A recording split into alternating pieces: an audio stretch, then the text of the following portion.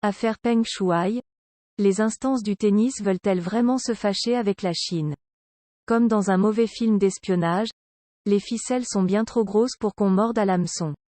Mercredi soir, tandis que la planète entière s'inquiétait de savoir ce qui était arrivé à Peng Shuai, cette ancienne numéro 1 mondiale de double portée disparue depuis le 2 novembre après avoir accusé de viol l'ex-vice-premier ministre Zhang Gaoli sur le réseau social chinois Weibo, la chaîne d'État CGTN donnait enfin de ses nouvelles.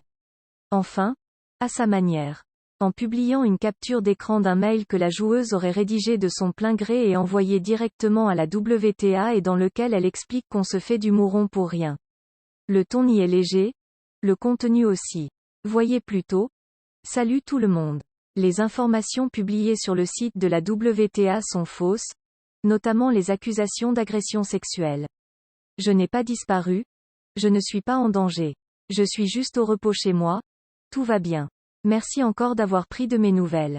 Il ne manquait plus qu'un « bisous les loulous » pour parachever ce qui ressemble sacrément à une grossière pirouette de l'État chinois pour détourner les regards des curieux. Depuis le mail de mercredi, le ton a changé. Steve Simon osera-t-il aller jusqu'à mettre ses menaces à exécution?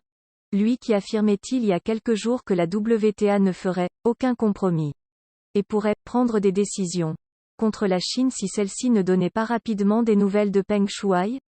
J'espère que oui, déclare l'ancien tennisman Arnaud Di Pasquale, fin connaisseur des arcanes du circuit professionnel. C'est peut-être utopique d'y croire, mais je préfère vivre dans cette utopie plutôt que d'imaginer que l'argent a définitivement pris le pas sur les droits de l'homme. La Chine a beaucoup investi dans la WTA mais là on touche à l'humain, il faut qu'on arrive à sortir de la dimension business. On parle de choses trop graves, pour qu'on se taise. Point. Pour Carole Gomez, l'ampleur qu'a prise cette affaire pourrait être de nature à faire infléchir Pékin. Je ne suis pas sûr que le régime chinois pensait que cette affaire prendrait une telle ampleur et perdurerait autant. C'est un élément à prendre en compte dans la suite de cette histoire. D'autant qu'avec les Jeux d'hiver qui approchent et le potentiel boycott diplomatique des États-Unis, tout ceci contribue à mettre la Chine sous pression. Même si, pour le moment, ce n'est pas l'impression que ça donne vue d'ici.